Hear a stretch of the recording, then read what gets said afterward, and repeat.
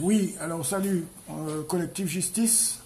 Donc on se retrouve un peu après les élections.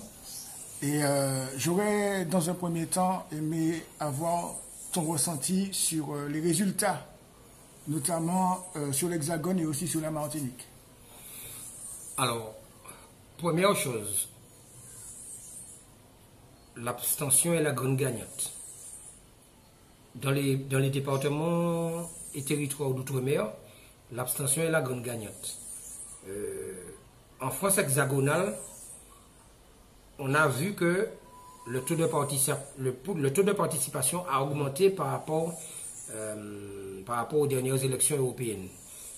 Mais nous avons constaté aussi que en France hexagonale, le peuple a choisi de mettre en avant le parti de Marine Le Pen en pole position, suivi de très près du parti La République en marche d'Emmanuel Macron.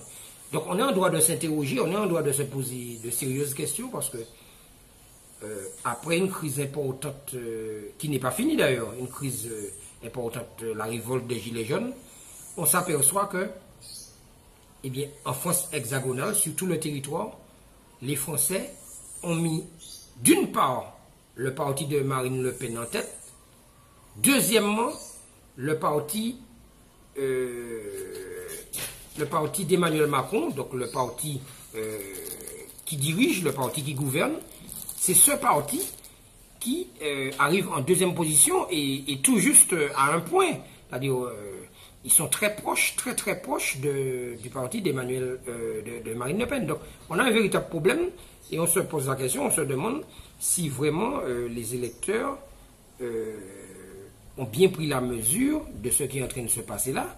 C'est dommage parce que ça aurait été l'occasion de sanctionner lourdement la politique menée par Emmanuel Macron, parce que on doit quand même revenir aux fondamentaux, et les fondamentaux de la France, c'est sa constitution. Donc voici le document, ce document en 40 pages, c'est la constitution, je n'invente rien. Alors, que dit la constitution? Elle dit que le peuple français proclame solennellement son attachement aux droits de l'homme et aux principes de la souveraineté nationale tels qu'ils ont été définis dans la déclaration de 1789, confirmés et complétés par le préambule de la Constitution de 1946, ainsi qu'aux droits et devoirs définis dans la Charte de l'environnement de 2004. En vertu de ces principes et de celui de la libre détermination des peuples, la République offre aux territoires d'outre-mer qui manifestent la volonté d'y adhérer des institutions nouvelles fondées sur l'idéal commun de liberté, d'égalité et de fraternité conçues en vue de leur évolution démocratique. Qu'est-ce que cela veut dire clairement?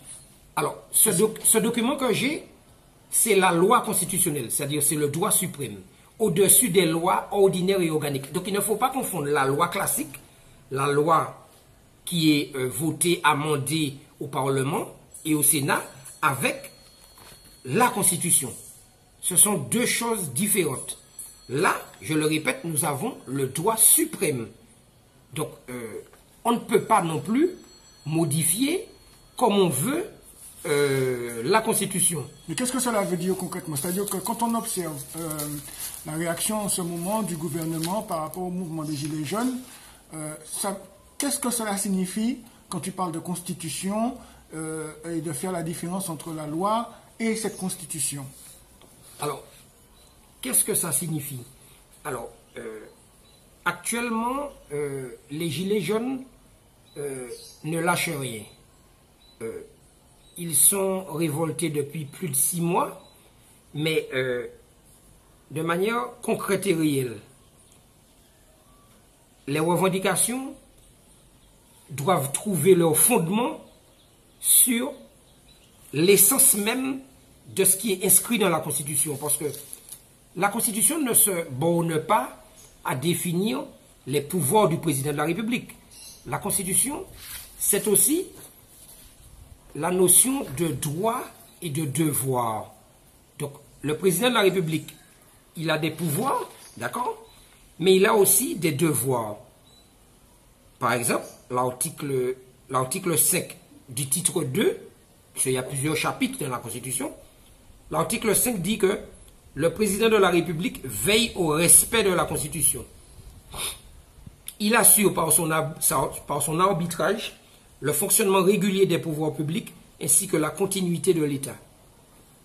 Or, nous sommes à même de démontrer que le président de la République, en fait, il s'inscrit comme les autres, comme les précédents présidents de la République, dans une violation perpétuelle et continuelle.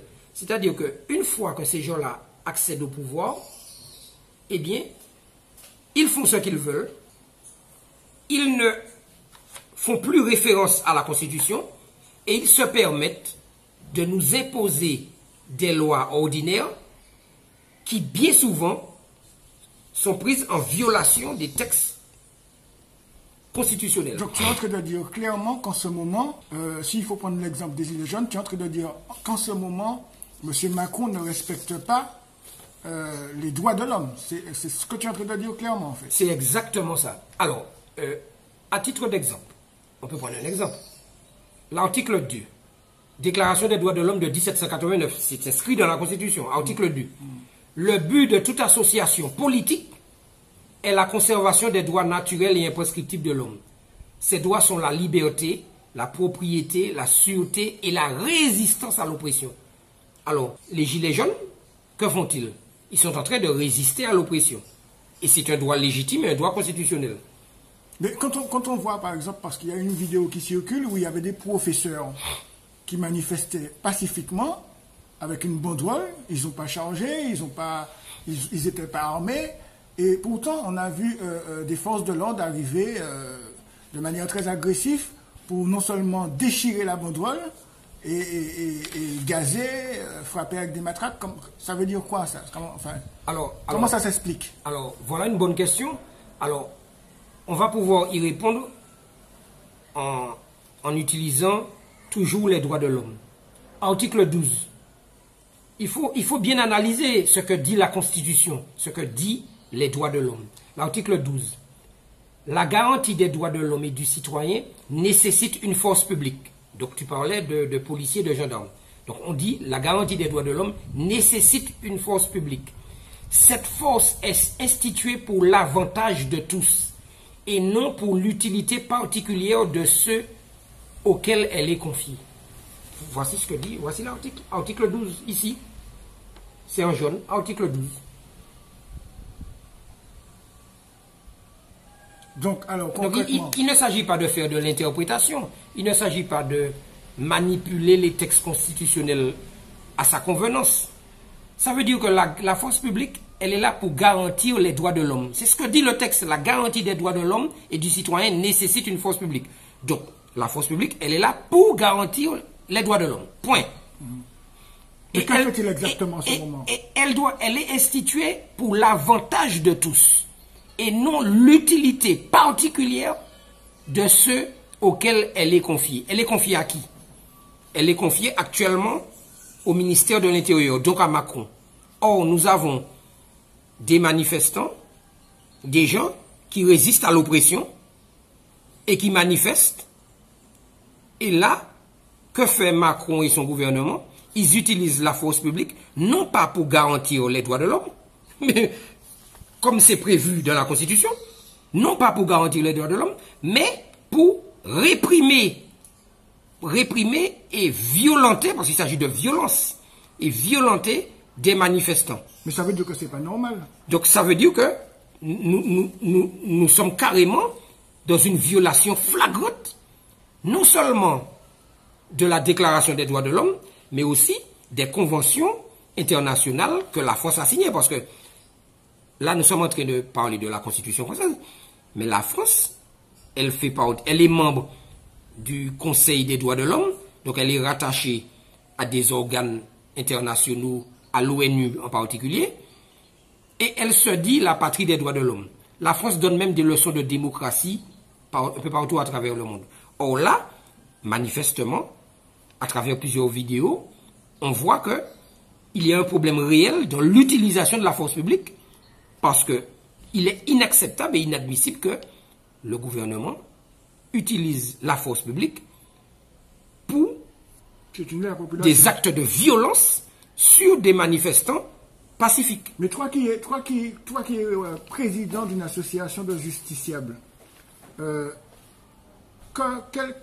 regard que tu as sur le mouvement des Gilets jaunes et aussi par rapport aux réactions des réponses apportées par Castaner, par Macron et tout l'ensemble du gouvernement? Quel ressenti que tu as par rapport aux médias qui, des fois, en fait, le plus souvent, font de la désinformation? Alors, d'une part, les médias sont au service de leur employeur, parce que les médias ne sont pas libres et indépendants. Les médias sont au service des puissances d'argent qui les dirigent. Bon, maintenant, tu me demandes par rapport au fonctionnement du système et par rapport à ce qui se passe au niveau gouvernemental, ce que je pense sur la révolte des Gilets jaunes, parce qu'il s'agit bien d'une révolte. Alors, le gouvernement raisonne de la manière suivante. D'après leurs chiffres, ils disent que au plus haut de la manifestation, au pic de la manifestation, on aurait atteint environ 300 000 manifestants. Il faut savoir qu'en force hexagonale, on comptabilise environ 67 millions de personnes. Donc ils font un petit calcul mathématique et ils estiment que si au plus haut de la manifestation, il y a eu 300 000 manifestants, cela veut dire que finalement, les Gilets jaunes ne représentent que 0,44% des Français. Donc, pour eux, l'action des Gilets jaunes n'est pas représentative. Bon, ça reste quand même leur estimation. Mais bon. C'est ce qu'ils disent. Alors maintenant, si nous doublons le chiffre, puisqu'on peut contester les chiffres, on peut ne pas être d'accord. Eux, ils disent qu'au plus haut de la manifestation, il y avait 300 000. Alors doublons. Si on dit qu'il y avait 600 000, même avec 600 000, on voit que on atteint non pas 0,44 mais 0,88. C'est-à-dire qu'on n'est même pas à 1%. On ne fait même pas 1% de la population. Donc, ils estiment que le mouvement, l'action, la révolte des Gilets jaunes n'est pas représentative de l'ensemble des Français. Et c'est la raison pour laquelle Macron estime qu'il s'agit d'une poignée de troubles faits, une poignée de personnes qui troublent l'ordre public et qui créent un désordre. Et donc, c'est la raison pour laquelle il ne se sent pas plus gêné qu'autre chose pour poursuivre sa politique dévastatrice. Mais je rappelle que l'essentiel, et c'est là que j'interpelle les Gilets jaunes, j'interpelle les différents responsables, les différentes structures au niveau des Gilets jaunes et autres manifestants. Nous sommes fondés parce que nous, peuple d'outre-mer, on nous a intégrés au système français. Donc, pour l'instant, nous ne sommes ni autonomes ni indépendants. Ça viendra si le peuple martiniquais le veut, si le peuple martiniquais souhaite aller dans cette voie, dans la voie de l'autonomie, voire l'indépendance, si le peuple le veut. Mais pour l'instant, dans l'état actuel des choses, à l'instant T, nous sommes sous domination française. Mais cette domination nous pose un réel problème, un problème très grave. Parce que je l'ai dit, je le répète, la Constitution, ce n'est pas rien. La Constitution, c'est le fondement du fonctionnement même du système français. M. Macron n'est pas libre de faire ce qu'il veut. M. Macron ne peut pas se permettre de faire la pluie et le beau temps. Il doit respecter la Constitution.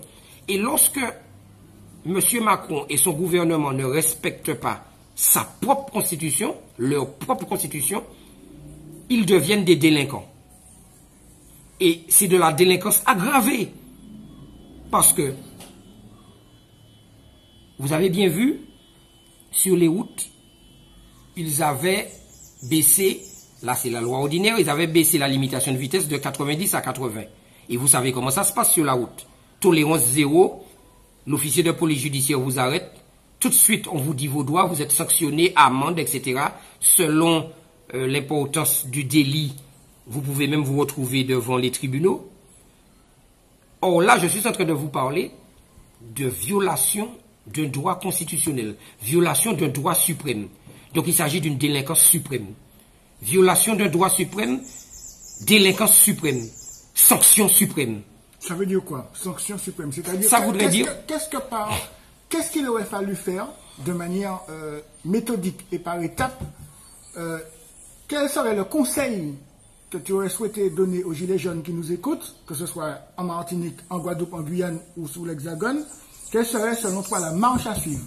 Alors, ce n'est pas seulement les gilets jaunes. Ce que je dis là, ça concerne tous les Français. Puisque nous sommes tous concernés lorsque nous sommes sur la route.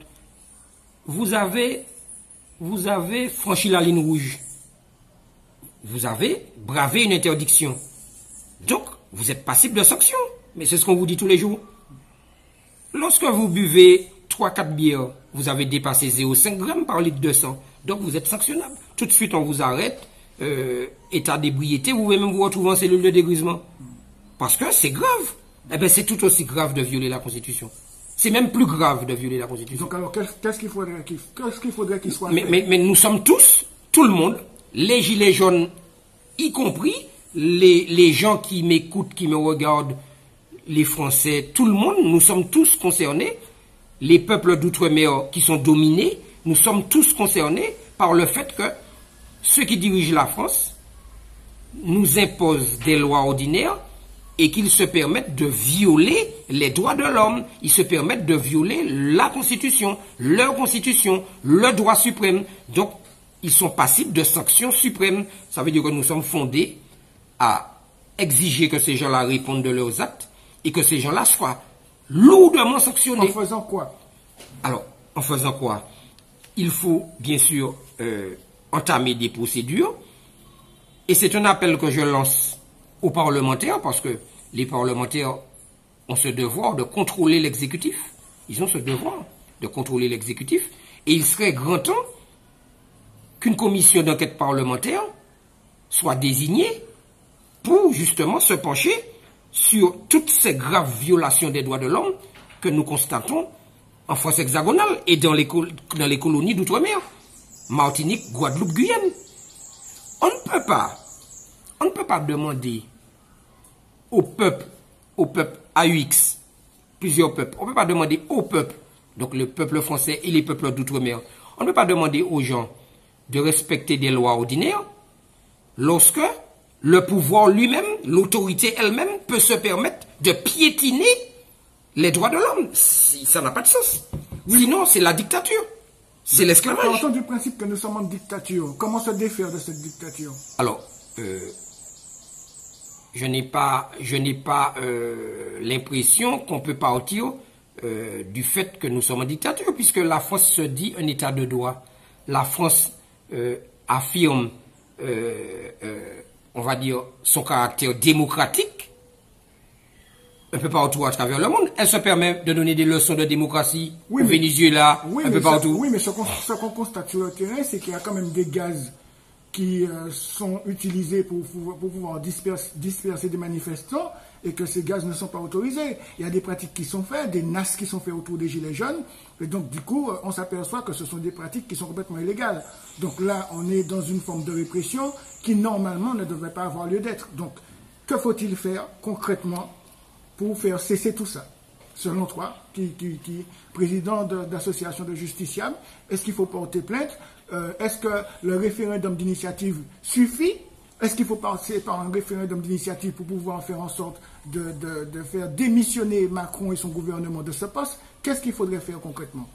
Alors, déjà, dans un premier temps, il faut saisir, dans l'état actuel des choses, il convient de saisir les plus hautes instances internationales sur ce point de droit fondamental.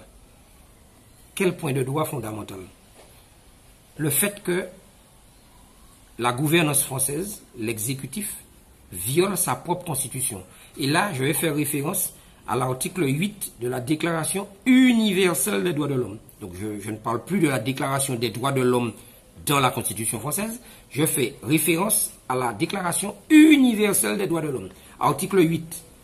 Donc, nous sommes fondés à demander des comptes et demander que ces gens-là soient sanctionnés et sanctionnés lourdement parce qu'ils piétinent et ils violent leur constitution. Mais quand tu dis qu'il faut les sanctionner, c'est-à-dire qu'il faut déposer plainte, c'est ça. Mais comment faut-il déposer plainte? Est-ce qu'il faut déposer plainte contre la France, le gouvernement, ou nommer les personnes en particulier? Alors, non seulement il faut déposer plainte contre la France, ce que j'ai vu que certaines personnes ont fait, mais il est indispensable de déposer plainte nommément contre les auteurs. Parce que la France, c'est un État, mais cet État est dirigé par des personnes humaines. Et ces personnes humaines ont pris la lourde responsabilité de violer les droits de l'homme. Et ces gens-là doivent répondre de leurs actes. Ces gens-là ne peuvent pas impunément piétiner les droits de l'homme et massacrer ainsi leur propre peuple. Parce que je suis quand même sensible. Je pense que nous le sommes tous. On a vu que, par exemple, dans les manifestations des Gilets jaunes, des gens ont perdu les yeux. Il y a des gens qui sont éborgnés. Il y a quelqu'un qui a perdu sa main. Il y a des gens qui ont pris des coups. J'ai vu quelqu'un avec le crâne fracassé sur les réseaux sociaux. Moi-même, j'ai été victime de violences policières, donc je sais de quoi je parle. J'ai la chance d'avoir encore mes yeux, de n'avoir pas perdu une main. Mais c'est extrêmement grave. Des gens sont mutilés. Et aujourd'hui, on a l'impression que Macron et son gouvernement sont en train de dire que il n'avait qu'à pas se trouver dans les manifestations. Donc alors, la première étape, ce serait effectivement de porter plainte en nommant les responsables. Et la deuxième étape, ce serait quoi? S'il fallait mettre en place une autre action. Alors, la deuxième étape, je ne sais pas si c'est la deuxième étape, mais je pense que, en fait, les deux vont de pair. Il convient de sensibiliser le plus grand nombre de personnes en France, les peuples d'outre-mer, tout le monde, sur cette problématique extrêmement grave qui consiste à faire jouer son droit constitutionnel, son droit légitime à la résistance à l'oppression. Parce que nous sommes fondés à refuser la soumission. Est-ce que c'est légal, ça? Mais c'est légal, puisque j'ai lu tout à l'heure, le but de toute association politique, rappelons que la République en marche de Macron, la République en marche, c'est une association politique. C'est un parti politique. Donc là, nous sommes dans un cadre constitutionnel. C'est très simple. Hein? Le but de toute association politique, la République en marche, on parle de ça, est la conservation des droits naturels et imprescriptibles de l'homme. Ces droits sont la liberté de circuler, la liberté d'aller et venir, la liberté de manifester. Tiens, parlons-en. La propriété. Nous sommes fondés. Nous, en tant qu'association collective justice, on ne fait que ça. Revendiquer la propriété, etc. La sûreté, la résistance à l'oppression. C'est parce qu'ils font les gilets jaunes. Ils résistent à l'oppression. Donc c'est un droit constitutionnel. Aujourd'hui, aucun média n'évoque cette contradiction. Parce que là, c'est une contradiction flagrante. C'est-à-dire que vous avez des partis politiques qui sont légalement constitués, qui, on l'a vu hier, sont respectivement premier et deuxième et se gargarisent d'une certaine représentativité à l'échelle nationale, mais qui dans le même temps n'ont que faire des droits de l'homme. Il y a un problème. On parle d'Europe, l'Europe économique, l'Europe financière, mais rappelons que dans la Constitution, l'économie n'est pas un droit naturel et imprescriptible. L'économie n'est pas une valeur fondamentale. Ce n'est pas prévu. Est-ce qu'il faut se défaire de ce système? Alors, dans un premier temps, il serait indispensable que les gens analysent avec minutie le système dans lequel nous sommes. C'est-à-dire comment ça fonctionne. Ça fonctionne comment? Je le rappelle encore. Ça fonctionne avec ce document. Voilà, c'est ça le fonctionnement. Est-ce que les avocats utilisent régulièrement ce document? Il faudrait leur poser la question. Il faudrait leur poser la question à eux. Moi, ce que je dis, c'est que je constate qu'aujourd'hui, on aurait dit que ce document est top secret. Que ce document, on ne veut pas en parler. Pourquoi? Ben parce qu'il gêne. Parce qu'il gêne, parce qu'il démontre la violation. Il démontre, j'ai presque envie de dire... Mais comment les magistrats ne se sont pas encore servis de ce document, même pas ce document, en tout cas de ces droits, pour pouvoir faire, pour pouvoir régler la situation actuelle? Ce n'est pas normal. Les magistrats, les juges, ils font quoi? Alors, il y a quelques rares magistrats qui font référence à la Constitution et aux droits de l'homme, quelques rares magistrats. Mais malheureusement, la grande majeure partie des magistrats fonctionnent, on va dire, à l'usage. C'est-à-dire, l'habitude fait que. Donc, ils font très peu référence à la Constitution. Et effectivement, la jurisprudence fait loi. C'est ça le problème. Alors, puisqu'on parle de jurisprudence, voici la hiérarchie des normes. Regardez où se trouve la jurisprudence dans la hiérarchie des normes. Oui, et alors, explique-nous un peu cette pyramide. Alors, cette pyramide, c'est la hiérarchie des normes.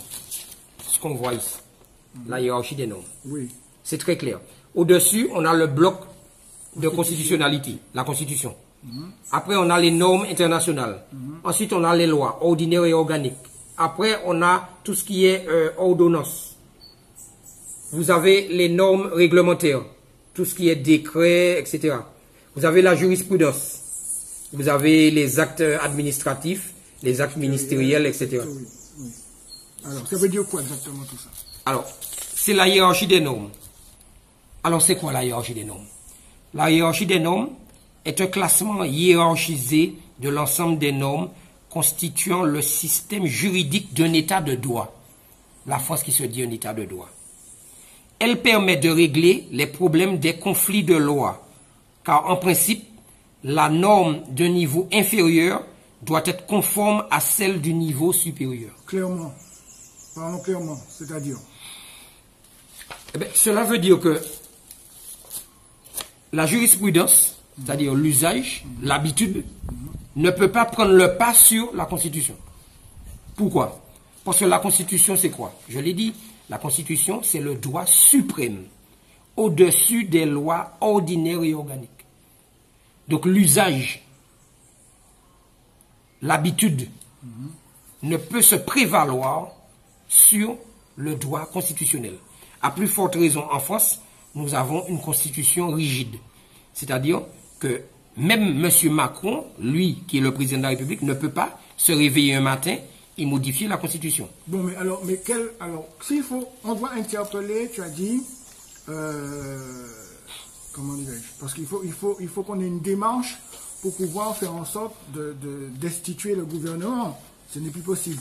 Donc, en procédant par étapes, tu disais qu'il fallait interpeller une instance qui est... Alors, déjà, dans un premier temps, la jurisprudence, l'usage fait que, clairement, on n'a pas le droit de violer la loi. Sinon, ça voudrait dire que nous sommes clairement dictateurs. Les gens n'ont pas le droit de violer la loi. D'accord. Nul n'est censé ignorer la loi. Partons du principe qu'en ce moment, la loi, elle est violée. Donc, nous sommes... Alors, si la loi, elle est violée, ceux qui violent la loi doivent être sanctionnés. D'accord. Or là, nous venons de faire la démonstration que l'exécutif, le gouvernement lui-même, viole et piétine les droits de l'homme. Donc, il doit répondre de ses actes. Donc, la population doit porter plainte contre le gouvernement, c'est ça? Nous sommes tous fondés à porter plainte contre ces gens-là. S'il s'agit de personnes, ce sont des gens qui font ça. La France est une personne morale, mais la France, c'est aussi ces gens-là. C'est les gens qui sont derrière, qui sont au plus haut niveau, qui sont au pouvoir, qui font que des décisions sont prises en violation des textes constitutionnels. Donc, alors, reprenons de manière pratique. Ce qui veut dire que, premièrement, il faut faire une sanction contre les personnes qui sont en ce moment au gouvernement, avant même d'installer le référendum d'initiative citoyenne, c'est ça? Alors, déjà, dans un premier temps, pour que les Français y voient plus clair, je l'ai dit tout à l'heure, il serait intéressant que des parlementaires courageux, eh bien, lancent une commission d'enquête parlementaire. Parce que les parlementaires ont ce pouvoir de contrôle sur l'exécutif. Ça fait partie des prérogatives des parlementaires, de nos parlementaires. Qui sont?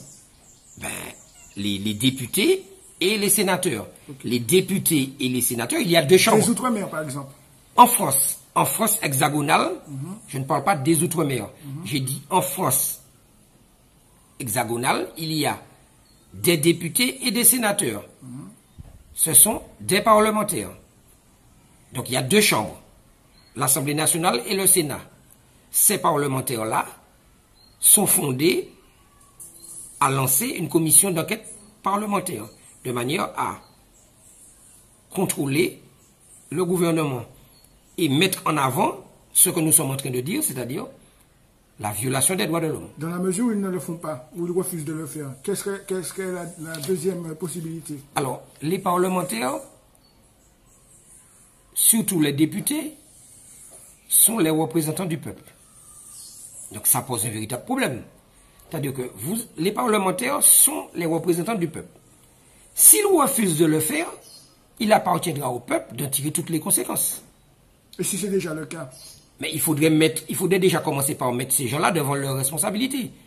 Aujourd'hui, as-tu en possession une preuve flagrante où tel ou tel groupe a demandé aux parlementaires de lancer une commission d'enquête? Partons du principe que ça a déjà été fait. Non, mais est-ce que tu as une preuve Bien sûr que non. Bon, moi, je ne suis qu'un simple voilà, donc, quelqu'un qui se pose des questions. Donc, à partir du moment où on ne commence pas par faire ça, il y a le publier, parce qu'il faut le publier, il faut que les gens sachent que cette commission d'enquête parlementaire est demandée, par exemple par les Gilets jaunes ou autres.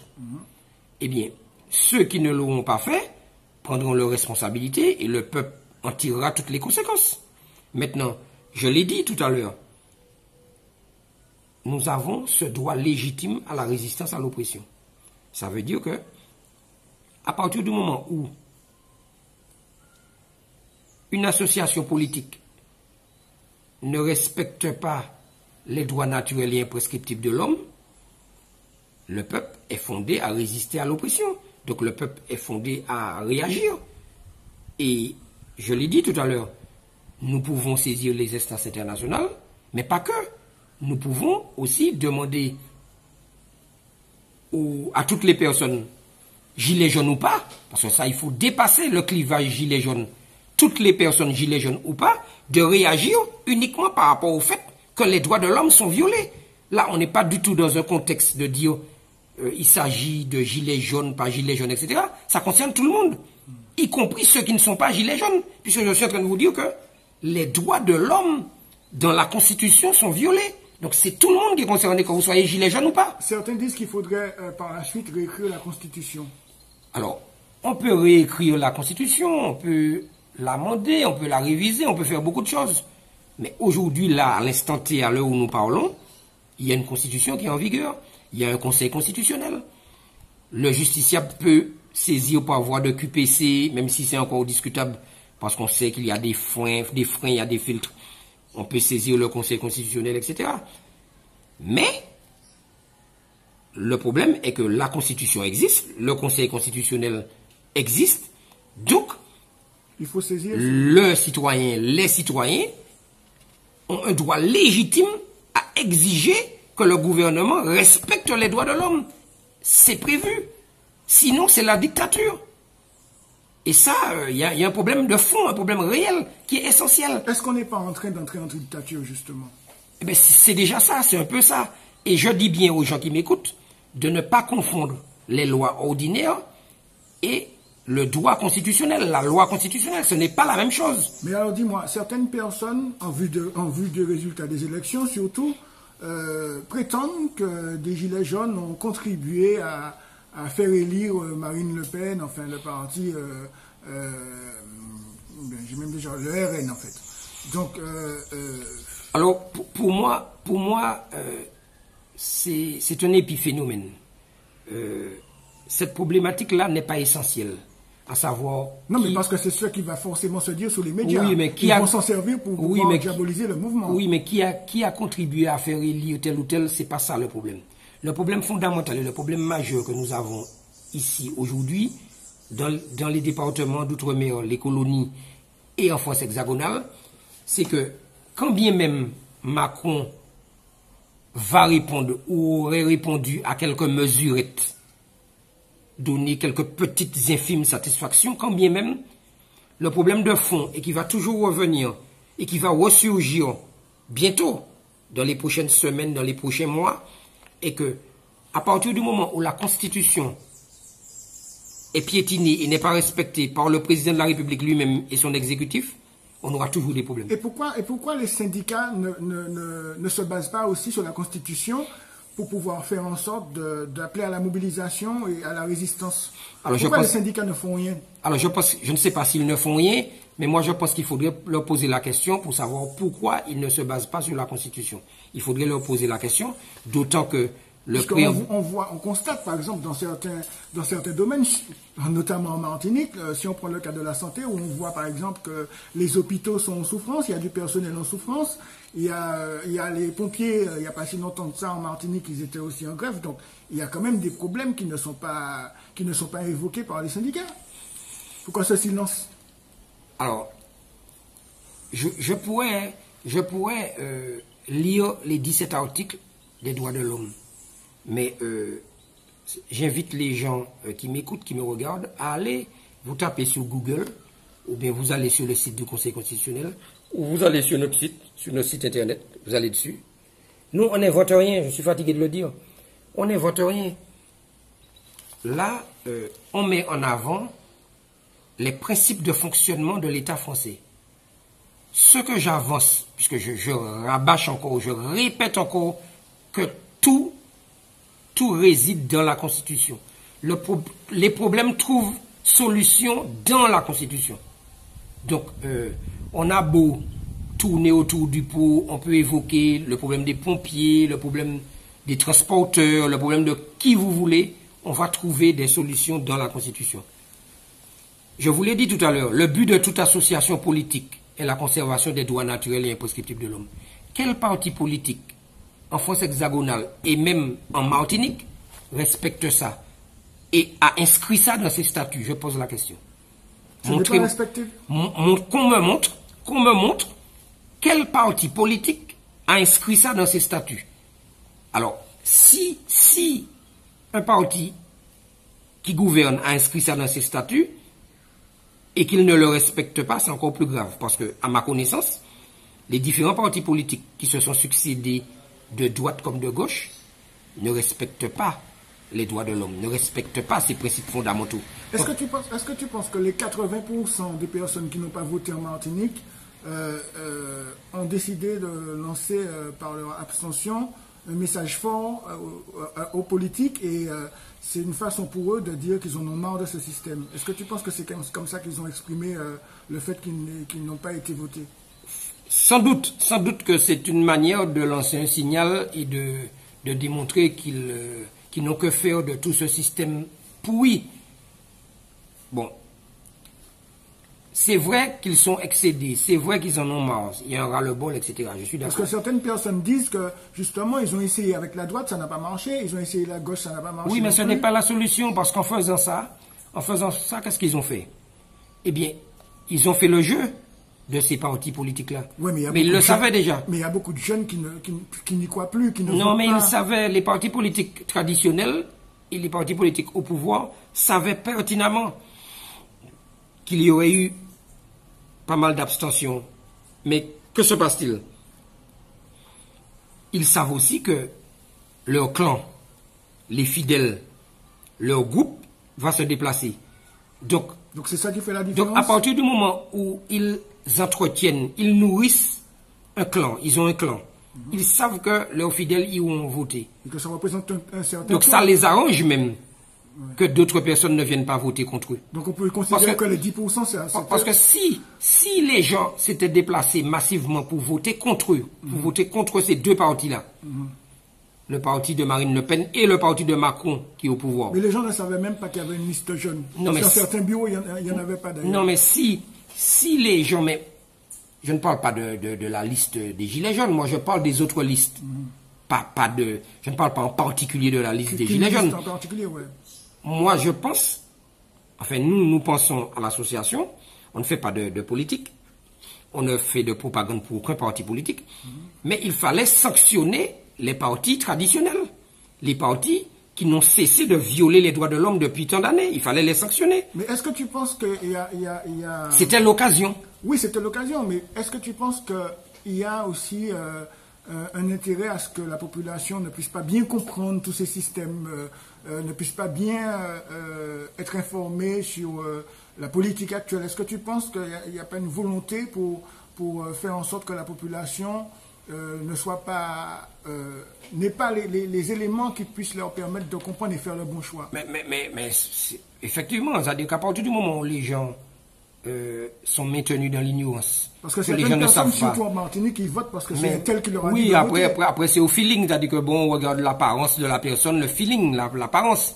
Mais surtout ce qui se passe dans les médias. Mais on ne regarde pas ce qu'il y a derrière la façade, c'est clair. Mais effectivement, on nourrit l'ignorance. Donc les gens ne savent pas et les gens votent un peu n'importe comment.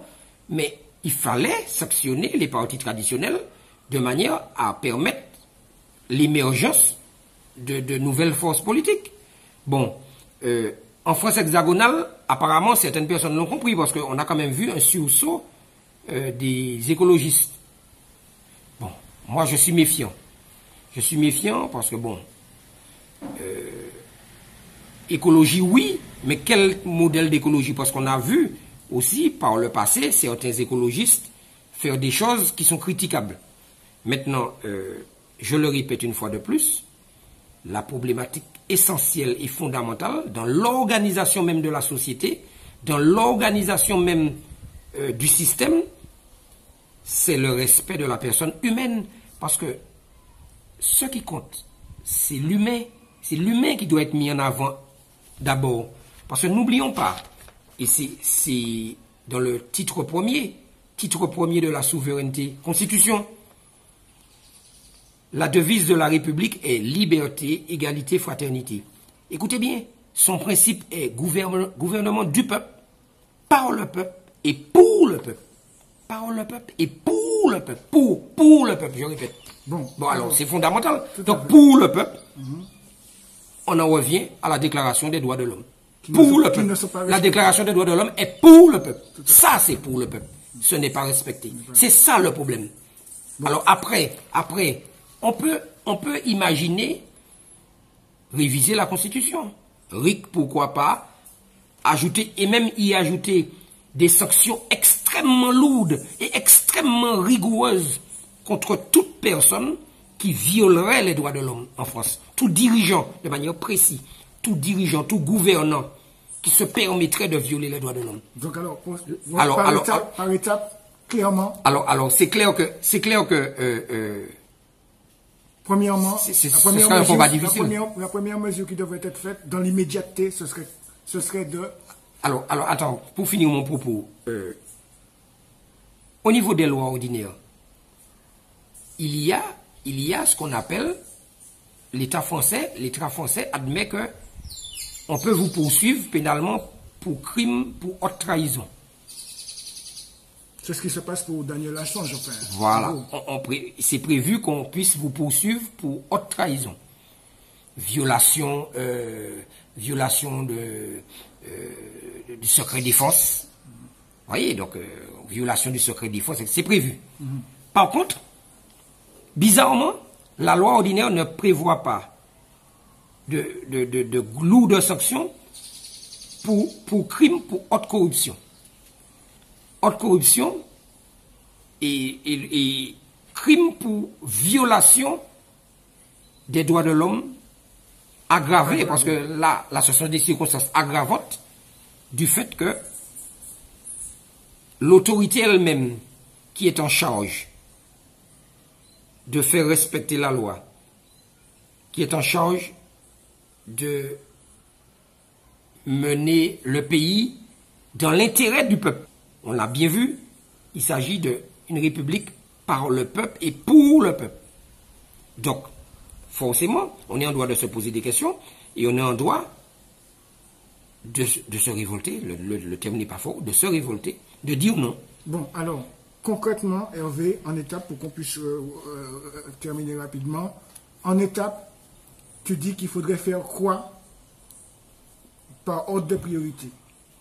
Alors, premièrement, il faut s'organiser. Parce que là, tu t'adresses aux personnes de l'Hexagone et également aux gilets jaunes des Outre-mer dans sa globalité. Alors, moi, j'estime que je m'adresse à toutes les personnes qui sont sous domination française. Pas seulement gilets jaunes, toutes les personnes qui sont sous administration française, qui sont opprimés, parce que le terme n'est pas fort, qui sont opprimés par l'État français, ceux qui estiment qu'ils sont bien dans ce système et que ça leur convient, bon, ben, effectivement, ils ne sont pas concernés puisqu'ils sont à l'aise, ils sont heureux.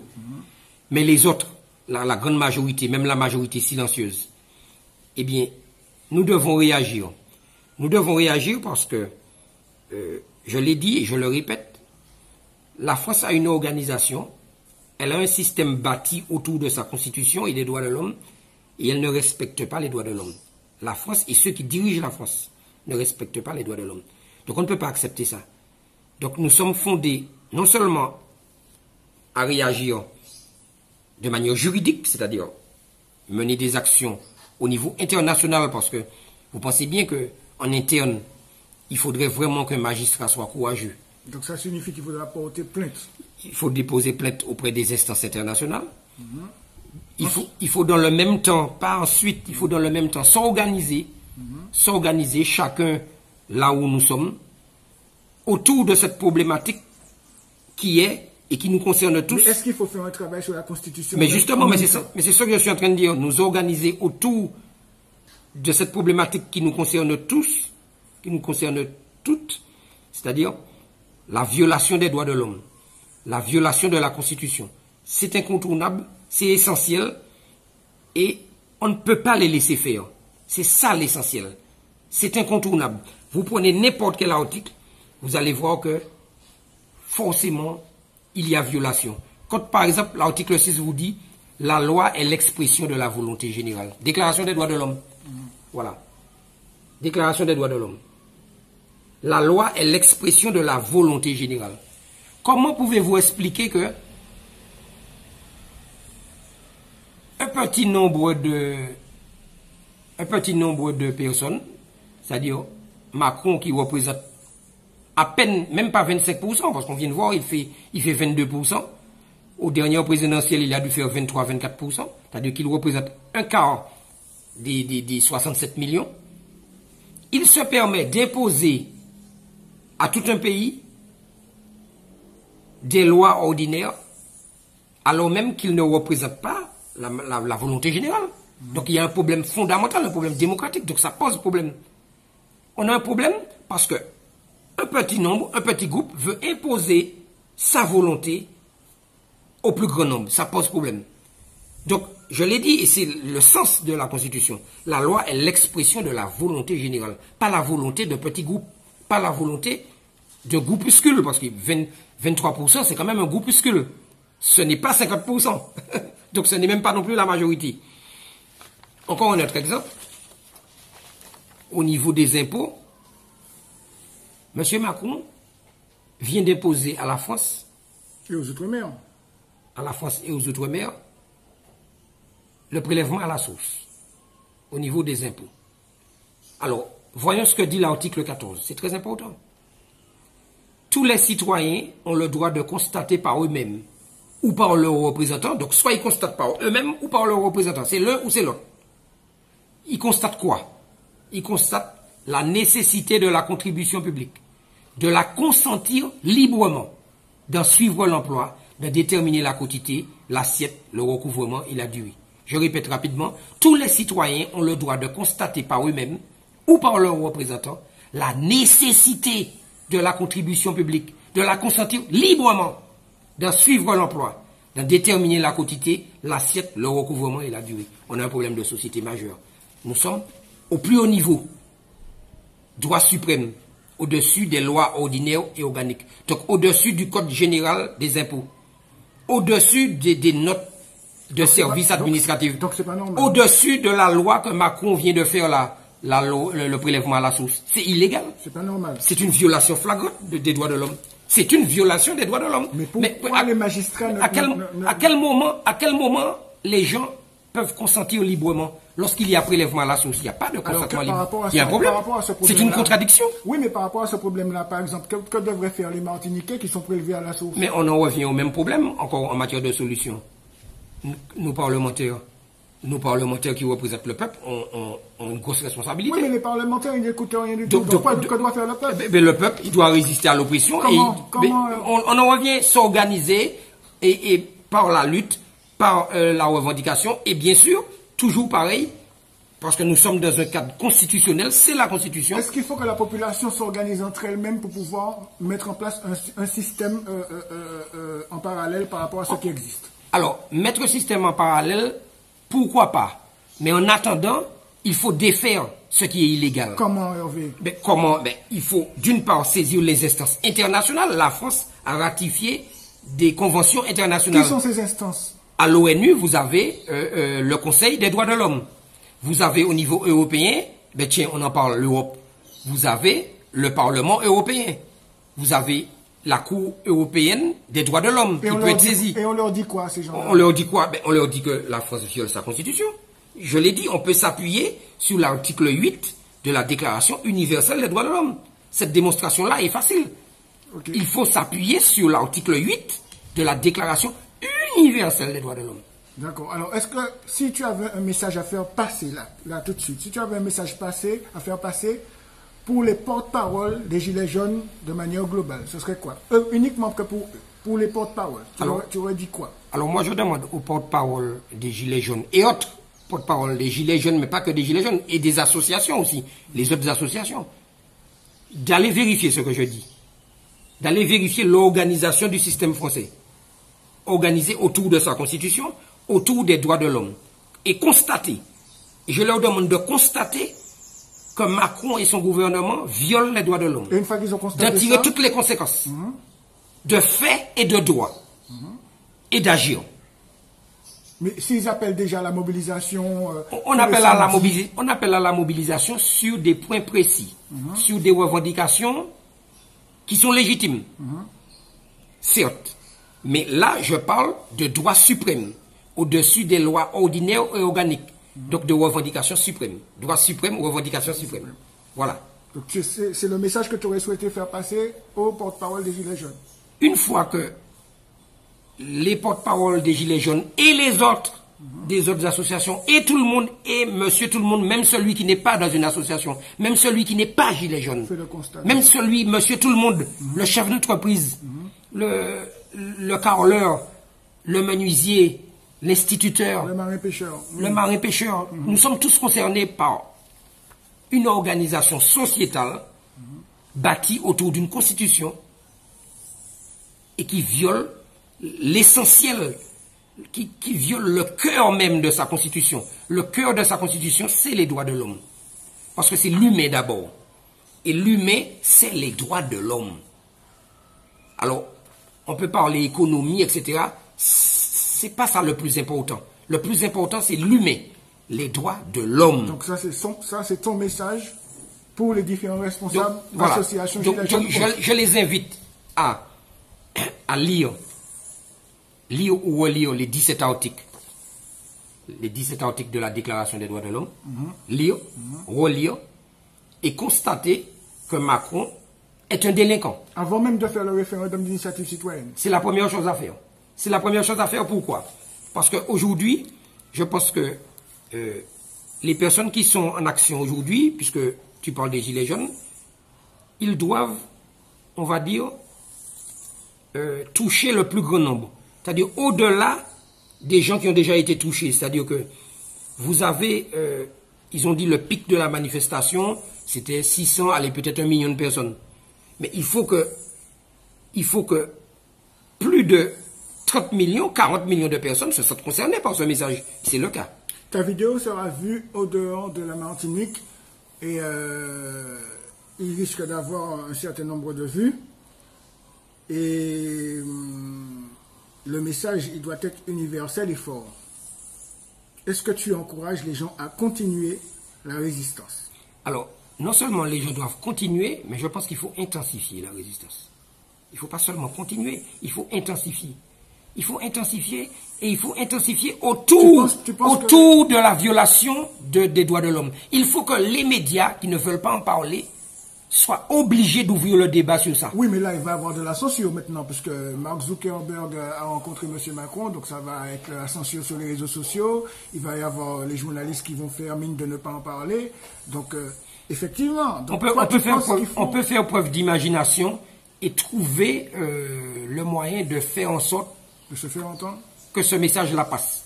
Je pense que les gens qui me regardent et qui m'écoutent sauront faire preuve d'imagination. Tu dis qu'il faut intensifier. Il faut intensifier la lutte. Il faut que les absolument les gens qui travaillent dans les hôpitaux, parce que même en fait, les gens des Outre-mer, il faut qu'ils se mobilisent. Parce que en fait, toutes les problématiques qui nous touchent, toutes les difficultés que nous rencontrons, même en Martinique, l'empoisonnement des sols, le vol des terres, le vol des terres, on a des camarades qui se battent pour les réparations, pour les réparations, pour que le crime de l'esclavage soit reconnu comme crime et qu'il y ait réparation. Il y a aussi la problématique de la gestion du littoral, on l'a vu. Mais toutes les problématiques qui nous concernent et qui concernent même la France hexagonale, puisqu'ils ont le glyphosate, ils ont aussi les pesticides, trouvent solution dans l'exigence. Là, c'est une exigence. L'exigence du respect des droits de l'homme. C'est ça, le fondement. Les droits de l'homme. Maintenant, si on s'écarte des droits de l'homme, on s'écarte de l'essentiel. Parce que les droits de l'homme nous permettent, à bon droit, d'exiger que les dirigeants et ceux qui gouvernent la France répondent de leurs actes. Oui, mais alors admettons qu'on se serve de la Constitution pour pouvoir destituer le gouvernement. Bon, si on agit et qu'on ne met pas en place une organisation venant de la population elle-même, celui qui va remplacer le président actuel risque de continuer le même système. Donc, est-ce qu'en parallèle, il ne faut pas, en parallèle de pouvoir réclamer, en s'appuyant bien sûr sur la Constitution, est-ce qu'en parallèle, la population ne doit pas s'organiser pour pouvoir mettre en place son propre système? Oui, mais tu ne peux pas brûler les étapes. Tu ne peux pas brûler les étapes. Si un gouvernement est défait, il y a une période de transition. Oui, mais justement, dans la période de transition, qu'est-ce qui va se passer? Mais pour l'instant, on n'en est pas là. Mais qu'est-ce qui va se passer? Mais pour l'instant, on n'en est pas là. On n'a même pas défait le gouvernement. On n'a même pas ébranlé. Donc il faut d'abord le défaire. Mais on peut pas. Là, ça voudrait dire quoi? Ça voudrait dire qu'on est en train de compter des châteaux en Espagne. D'accord. On est en train de faire des plans sur la comète. Okay. Non. Il faut commencer par le commencement. Lorsqu'on construit une maison, il faut faire les fondations. Ensuite, on commence par briquer. On ne va pas couvrir avant même d'avoir briqué. Il y a des étapes. Là, il faut y aller par étapes. Justement, alors. Les gouvernements successifs, parce que les gouvernements successifs, ils ont tous fait la même chose. Rappelons que cette constitution, elle a été élaborée par Charles de Gaulle en 1958.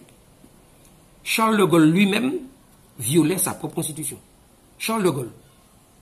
Mai 68. Les événements de mai 68. C'est-à-dire, 10 ans après 1958, Charles de Gaulle a bien été obligé de lancer des référendums.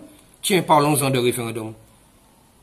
Monsieur Macron, s'il estime qu'il est légitimé par les élections européennes, qu'est-ce qui l'empêche de faire un référendum pour demander à la population française si oui ou non la population française est d'accord avec sa politique? Mais c'est peut-être risquer sa place.